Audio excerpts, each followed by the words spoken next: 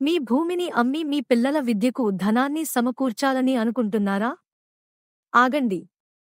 అమ్మే ముందు ఎలా ఎక్కువ పన్ను చెల్లించకుండా మిగిలిన డబ్బును సేవ్ చేసుకోవచ్చు అనే విషయాన్ని తెలుసుకోవాలి. ఈ వీడియోలో తక్కువ పన్నుతో భూమి ఎప్పుడు అమ్మాలి, 0 పన్నుతో ఎలాగూ పెట్టుబడి పెట్టాలి, చట్టబద్ధమైన పన్ను మినహాయింపులను ఉపయోగించి పిల్లల విద్యకు ఎలా ఫండింగ్ చేయాలి.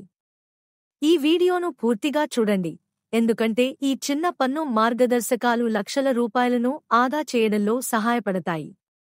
రవి ఒక సాధారణ మధ్య తరగతి తండ్రి. అతనికి ఒక ప్లాట్ ఉంది. అతని కుమార్తె కళాశాలలో చేరడానికి సిద్ధంగా ఉంది. ఆమె విద్యకు డబ్బు అవసరం. అందుకే అతను భూమిని అమ్మాలని నిర్ణయించుకుంటాడు. కాని ఇక్కడ ఒక సమస్య ఉంది. ఏమైనా ప్లానింగ్ లేకుండా అమ్మితే భారీ పన్ను చెల్లించాలి. అయితే చట్టబద్ధంగా 0 పన్నుతో భూమిని అమ్మే మార్గం ఉందా? తెలుసుకుందాం. మీరు భూమిని అమ్మినప్పుడు దాని లాభాన్ని క్యాపిటల్ గెయిన్ అంటారు. ఈ లాభంపై ప్రభుత్వం పన్ను విధిస్తుంది. కాని ఇక్కడ ఒక గేమ్ చేంజింగ్ టిప్ ఉంది. పన్ను ఎంత చెల్లించాలో నిర్ణయించే 2 ముఖ్యమైన అంశాలు: భూమిని మార్చి 31/2025 ముందు లేదా తర్వాత అమ్మడం, లాభాన్ని ఏ పెట్టుబడిలో వేస్తారు, ఇల్లు, బాండ్లు లేదా ఏమీ చేయరు. ఇది రవి కేస్కు ఎలా వర్తిస్తుందో చూద్దాం. రవి 2016లో రూపాయలు 7,80,000కి ప్లాట్ కొన్నారు. అతను అదనంగా రూపాయలు 1,00,000 అభివృద్ధి ఖర్చు పెట్టాడు. ఇప్పుడు 2025లో అతను దీన్ని రూపాయలు 17,94,000కి అమ్మాలనుకుంటున్నాడు. చూద్దాం. మార్చి 31, 2025కి ముందు మరియు తర్వాత అతను ఎంత పన్ను చెల్లించాలి. మార్చి 31, 2025కి ముందు అమ్మితే long term capital gain (LTCG) పన్ను రూపాయలు 1,31,872.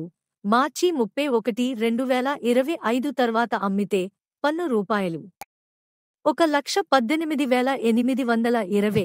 అంటే కేవలం వేచి చూసి అమ్మితే రూపాయలు 13,052 ఆదా అవుతుంది.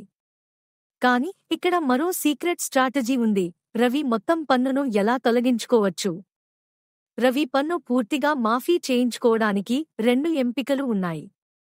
ఇంటి కొనుగోలు, సెక్ 54. రవి 2 సంవత్సరాల్లో కొత్త ఇల్లు కొంటే అతని పన్ను 0 అవుతుంది. ఇల్లు భారతదేశంలో ఉండాలి, కనీసం 3 సంవత్సరాలు అమ్మకూడదు. 54 ఈసీ బాండ్లలో పెట్టుబడి, NHAI, REC, PFC, IRFC బాండ్లలో 6 నెలల లోపు పెట్టుబడి పెడితే 100% LTCG పన్ను మినహాయింపు పొందవచ్చు. రవి పిల్లల విద్యకు ఖర్చులు పెట్టడం ద్వారా మరింత పన్ను ఆదా చేయవచ్చు.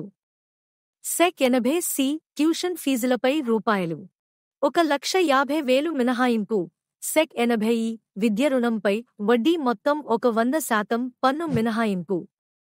ఈ చిన్న మార్గదర్శకాలు రవి కోసం అదనంగా ₹1,000 ఆదా చేస్తాయి. చివరిగా ఉత్తమ పథకం. మార్చి 31, 2025 తర్వాత అమ్మితే ₹13,052 అదనంగా ఆదా అవుతుంది. 54 ఈసీ బాండ్లు లేదా ఇంటి కొనుగోలు ద్వారా పన్ను పూర్తిగా మాఫీ చేయించుకోవచ్చు. విద్య ఖర్చులపై పన్ను మినహాయింపులను ఉపయోగించుకోవాలి. మీరు కూడా భూమిని అమ్మి పిల్లల విద్య కోసం ధనం పొందాలని అనుకుంటున్నారా? మీ ప్రశ్నలను కామెంట్లలో రాయండి, నేను సహాయం చేస్తాను. ఈ వీడియో మీకు ఉపయోగకరంగా అనిపిస్తే లైక్, షేర్, సబ్స్క్రైబ్ చేయండి.